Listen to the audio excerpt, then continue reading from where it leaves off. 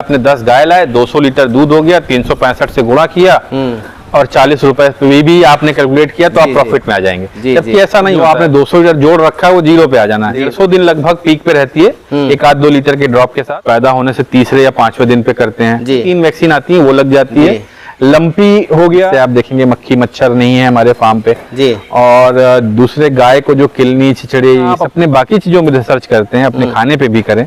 इसमें मैं 2.5 महीने बच्चे रहेंगे। धीरे धीरे फीड हम बढ़ाते रहते हैं और दूध कम करते जाते हैं। अभी दिया हमारे फार्म पे ही, तो आप ये समझिए पिछले साल हमारे फार्म 100 रुपए लगाने के लिए है जी आपके पास पूंजी जी, तो आप 60 लगा के शुरू करिए और 40 अपने पास रखिए। नमस्कार मित्रों, नई कृषि दर्शन में आपका स्वागत है। और आज मैं पहुंच चुका हूं उत्तर प्रदेश के लखनऊ जिले में। और स्टार्टिंग ये छोटे स्तर से किए थे। फार्म का मैनेजमेंट जो है आपको इस वीडियो में देखने को मिलेगा। काफी अच्छी जानकारी जो है इस युवा के द्वारा दिया गया है, तो आप इस वीडियो को स्किप मत कीजिएगा, कंटिन्यू देखिएगा। और मेरा प्रयास अच्छा लगे तो इस वीडियो को एक लाइक जरूर कर दीजिएगा। और आप हमारे फेसबुक पेज को भी फॉलो कर सकते हैं। उस फेसबुक पेज का लिंक जो है वीडियो के डिस्क्रिप्शन बॉक्स में दिया गया है, तो वहां पर जाकर के भी आप हमें सपोर्ट करें। और अभी तक आप हमारे चैनल पर नए आए हैं या इस चैनल को सब्सक्राइब नहीं किए हैं, तो प्लीज इस चैनल को सब्सक्राइब कर लें, ताकि इस तरह की नई नई जानकारी आपको इस चैनल पर मिलता रहे। तो चलिए हम युवा साथी से बातचीत करते हैं। मेरा नाम सानिध्य है और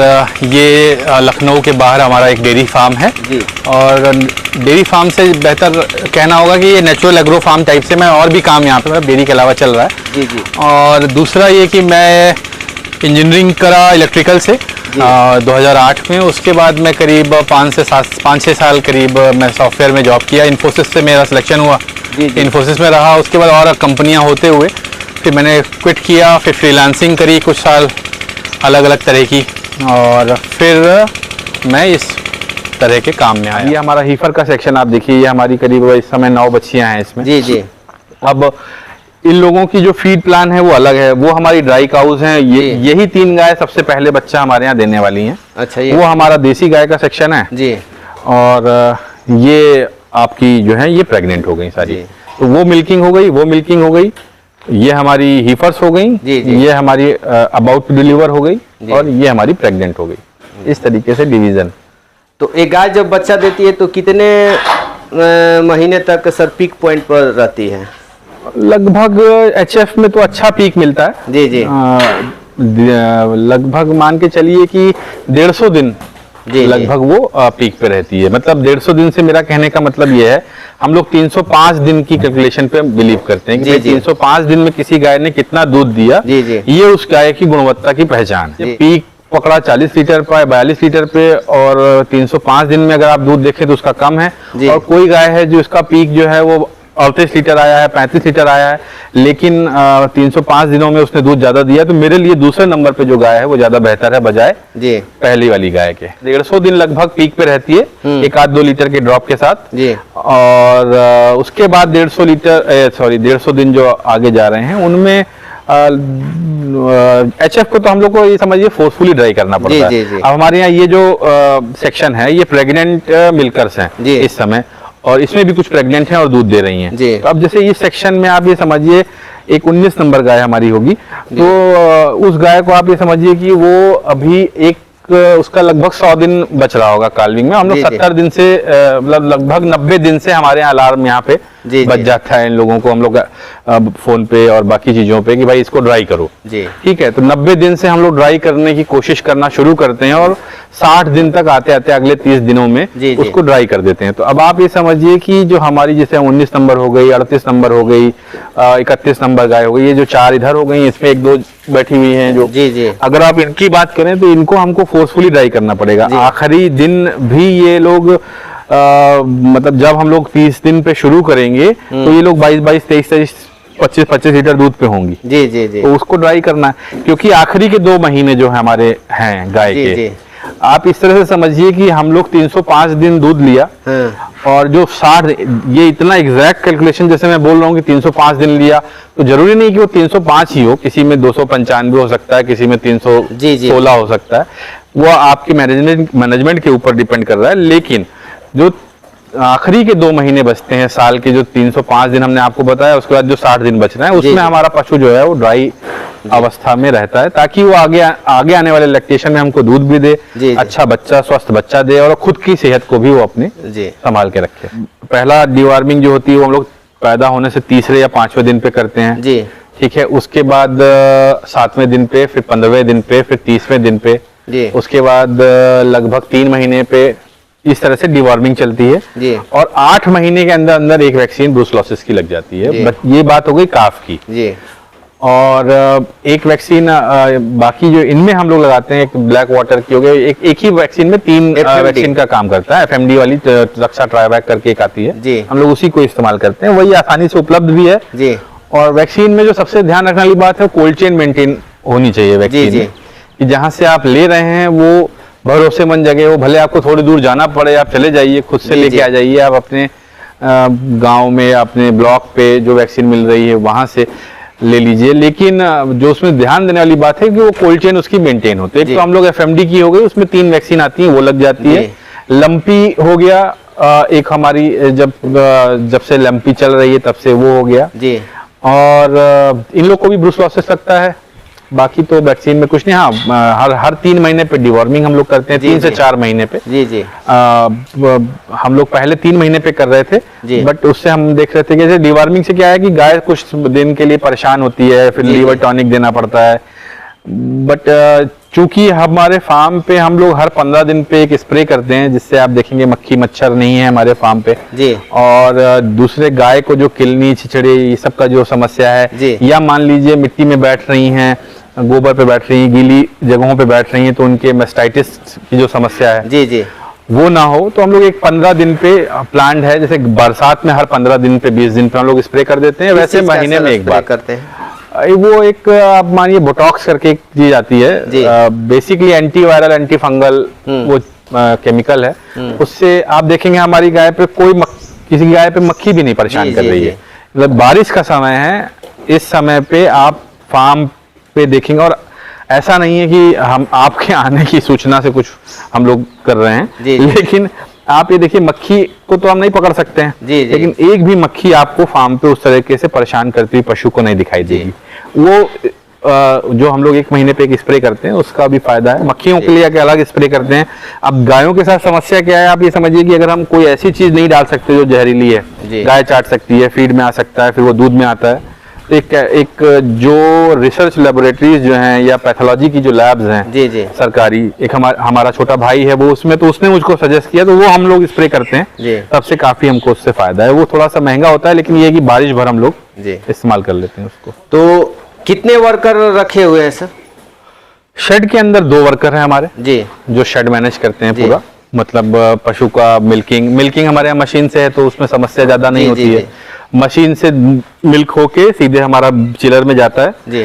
तो पशु जो मैनेज करने की बात है, तो जैसे शेड के अंदर 2 आदमी सफिशिएंट है इतनी गायों पे, और शेड के बाहर 1 आदमी है जी। तो 3 तो यहाँ का स्टाफ हो गया जी।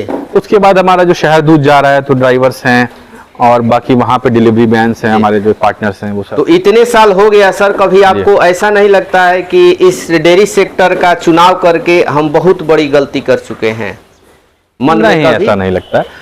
एक तो देखिए, मुझे मतलब प्रकृति और ये सब जो आप देख रहे हैं जी, आप बहुत फार्म पे जाते होंगे, आप यहाँ जाएंगे तो जब एक पेड़ हम लोग जो अपने हाथ से लगा रहे हैं, नीम हो गया या आम हो गया, हमारी कोशिश रहती है कि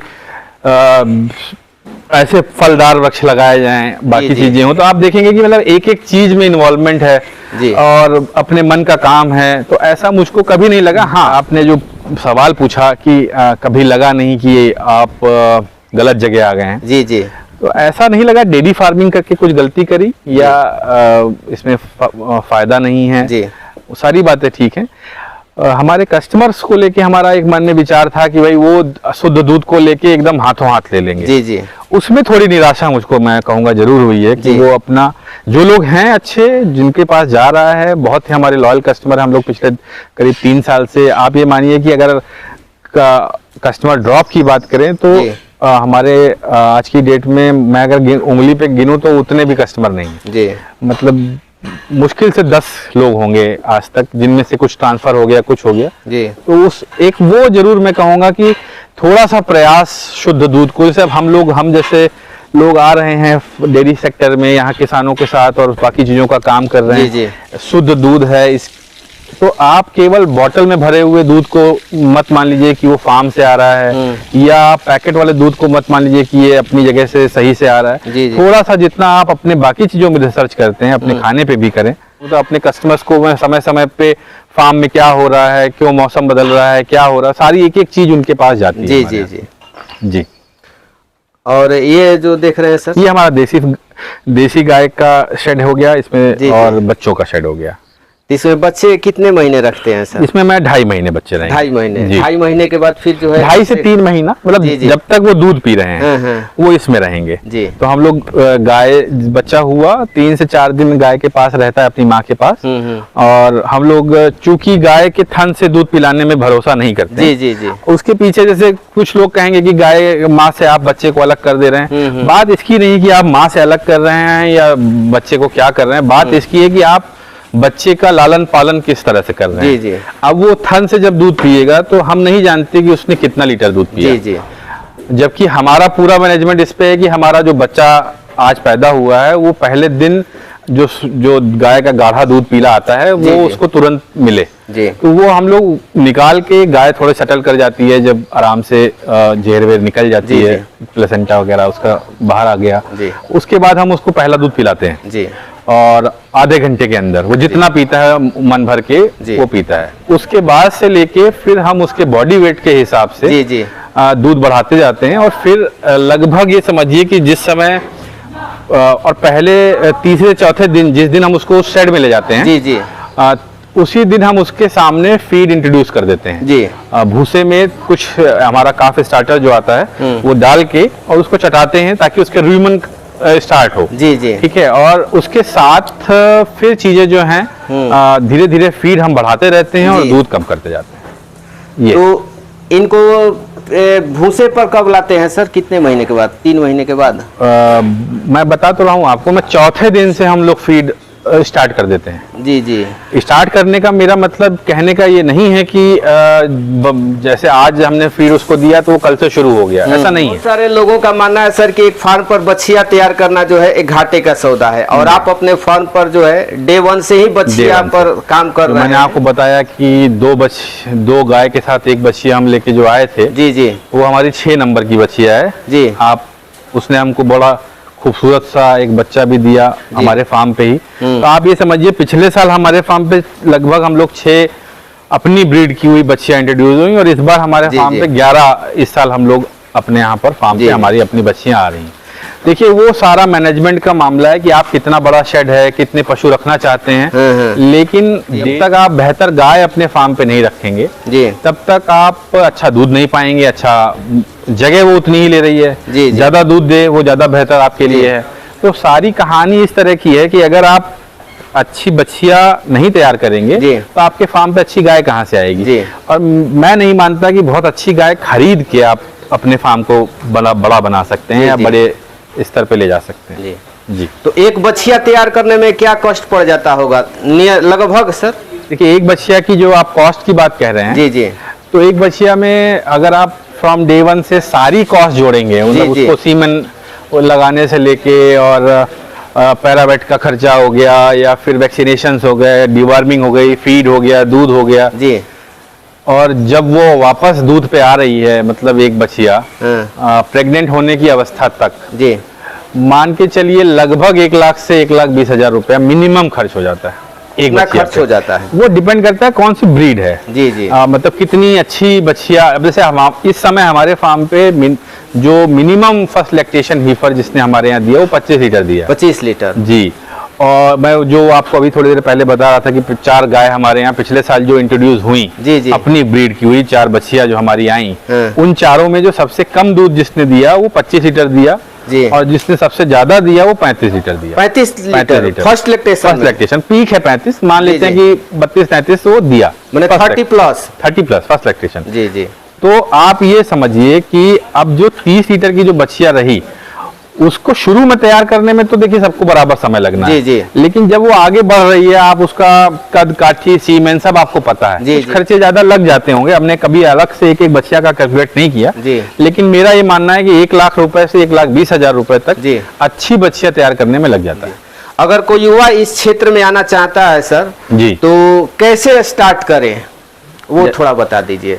जैसे इस पे अगर बात करेंगे तो मेरा कहना यह है कि आना चाहिए लोगों को, पढ़े लिखे लोगों को आना चाहिए इन सब जगहों पर काम करें। जैसे हम लोग आए तो शुरू में बड़ी दिक्कतें हुई, बहुत से लोग मतलब अपने बात नहीं बताते थे या जानकारियां उस तरीके से नहीं होती थी। लेकिन मेरा कहना है कि घूमिए, जबरदस्ती घूमिए, लोगों के फार्म पे जाइए, देखिए वो क्या कर रहे हैं, नोट्स लीजिए। अब हम लोग तो देखिए ऐसी जगहों से आ रहे थे जहाँ एक्सेल पे दिन रात काम कर रहे हैं, तो हम लोग को तो यहाँ तक आदत थी कि सुबह से कितनी देर बैठे हो वो भी लिख के बताना था। तो हमें शुरू से आदत थी, तो हम लोग फार्म घूमे तो हम लोग नोट्स लिए। तो कौन सा फार्मर क्या ब्रीडिंग में कर रहा है, क्या कर, तो एक मेरा कहना है कि आने से पहले घूमिए, देखिए। पढ़ने से कुछ नहीं होगा, जैसे आप लोग जिस तरह से इस तरह के वीडियोस बना रहे हैं, इनसे बड़े लाभ हुए मुझको भी शुरुआत में, उससे भी चीजें आगे आपको जानकारी मिलती है। लेकिन ये कि हर जानकारी को क्रॉस चेक जरूर करें। जरूरी नहीं है कि जो जानकारी, अब जैसे इस तरह की जो बातें हैं कि 30 लीटर की गाय, 50 लीटर की गाय, 40 लीटर की गाय, 4 साल बाद मैं ये कह सकता हूँ कि मेरे पास 30 लीटर की गाय है जो फर्स्ट लैक्टेशन में 30 लीटर क्रॉस कर रही है, जबकि आप जाएंगे कहीं पे तो हर गाय उनकी 30 लीटर की है। जहाँ बाजारों में जाएंगे, आप कहीं जाएंगे, ऐसा नहीं होता। तो थोड़ा सा युवा को जो भी आने की कोशिश कर रहे हैं इस सेक्टर में, थोड़ा सा अपना जानकारी करें, पढ़ें, देखें और फिर आएं, और चीजों को छोटे से शुरुआत करें। छोटे से शुरू करके फिर तेजी से अपनी स्पीड आप अपने पूंजी के हिसाब से पकड़ सकते हैं कि आपके पास क्या पूंजी है, क्या उपलब्धता है।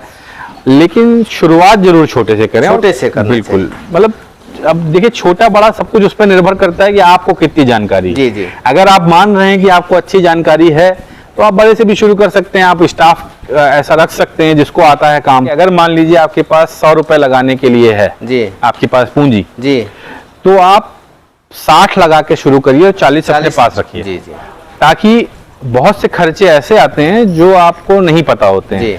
जैसे अगर आप डेयरी फार्मिंग में ये सोच के आ रहे हैं कि आप 20 लीटर की गाय लाएंगे और एक शेड बनाएंगे 20-20 लीटर की, मान लीजिए आपने 10 गाय लाए, 200 लीटर दूध हो गया, 365 से गुणा किया और 40 रुपए भी आपने कैलकुलेट किया, तो आप प्रॉफिट में आ जाएंगे। जबकि ऐसा नहीं होता है, उसमें कई सारे सवाल हैं भाई। वो 200 लीटर दूध जो है वो 365 दिन पहली बात तो नहीं मिलना है। बिल्कुल। फिर वो जो बच्चे आएंगे उनको आप क्या खिलाएंगे?